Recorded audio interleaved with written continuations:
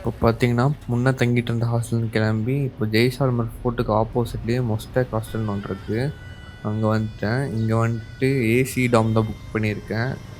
இங்க அடிக்கிற வெயிலுக்கு ஏசி இல்லாம இருக்கவே முடியாது. இந்த ஹாஸ்டல் பார்த்தீங்கன்னா, ஆம்பியன்ஸ்லேருந்து எல்லாமே சூப்பரா இருந்துச்சு. இங்க வொர்க் பண்றவங்களா இருக்கட்டும், இங்க தங்கியிருக்கிறவங்களா இருக்கட்டும், எல்லாமே ரொம்ப ஃப்ரெண்ட்லியா பேசுனாங்க.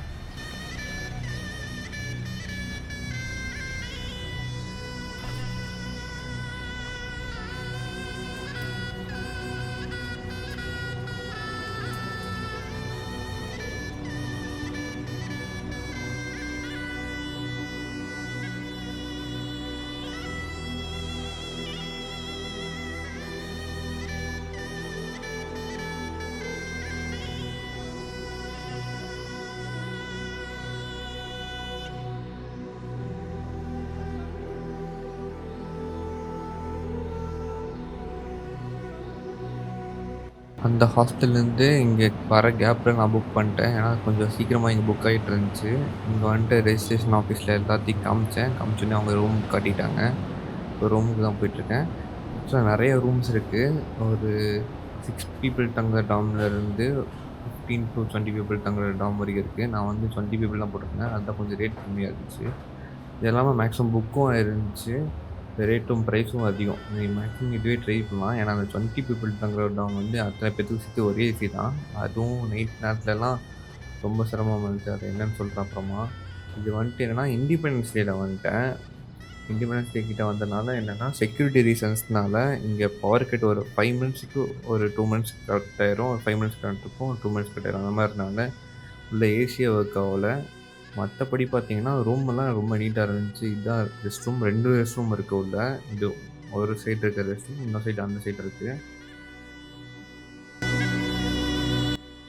அந்த ஹாஸ்டல் கம்பேர் பண்ணும்போது இது எவ்வளோ பெட்டர் தான். கொஞ்சம் இருட்டவாச்சும் இருக்கு. ஒரு ஏசி இருக்கு.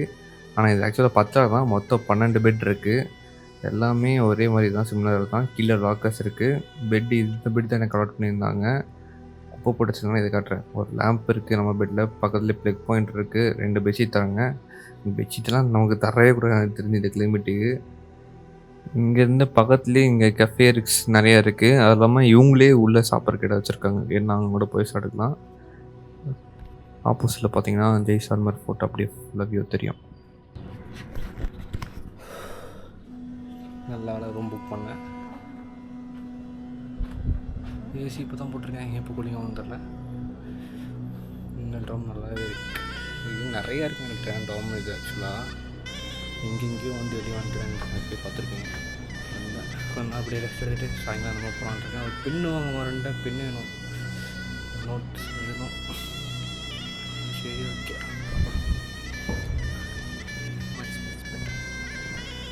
அந்த ஹாஸ்டலுக்கு ஒன்றும் இல்லை, ஏசி எக்ஸ்ட்ராவாக இருக்குது. கொஞ்சம் கூலிங்காக இருக்க மாதிரி இருக்கிற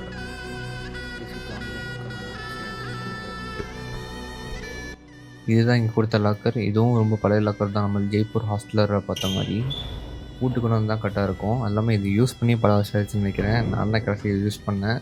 வேறு வழியில் பேக் வெளியே வச்சுட்டு இருக்க முடியாது. அதனால் சரி யூஸ் பண்ணிட்டேன். அது இல்லாமல் என்னென்னா, நைட்டு சுத்தமாக தூங்கலை. இப்போ பகலில் தான் 5 நிமிஷத்துக்கு ஒரு வாட்டி 2 நிமிஷத்துக்கு ஒரு வாட்டி கரண்ட் கட் ஆகிட்டே இருந்துச்சு. நைட்டில் ஒரு 3 மணி நேரம் 4 மணி நேரம் ஒரே ஸ்ட்ரெச்சாக கரண்ட்டு போயிடுச்சு. அப்போ எல்லோரும் ரொம்ப கடுப்பாயிடுச்சு. வெளியே உட்காந்து பேச ஆரம்பிச்சிட்டோம். 5 பேர்கிட்ட இருந்தோம். சுத்தமாக தூக்கமே இல்லை நைட்டு ஃபுல்லாக. நைட்டு 10 மணிக்கு என்ன டெம்பரேச்சர்னு பார்த்தீங்கன்னா 34 டிகிரி செல்சியஸு. ஃபீல்ட்ஸ் லீக்கில் பார்த்தீங்கன்னா 41 டிகிரி செல்சியஸ் காட்டிகிட்டு இருந்துச்சு. இப்போ இன்னத்துக்குலாம் இந்த ரீசன் கேட்டவே வேணாம். அந்தளவுக்கு வெயில். ஆப்போசிட்டில் அடிக்கிற ஜன்னல் வெளிச்சத்தை காலை வச்சு தான் மறைச்சி படுத்து தூங்கிட்டு இருந்தேன். சுத்தமாக முடியல. இந்த வெளிச்சத்துக்கே ரொம்ப டயர்டான மாதிரி இருந்துச்சு.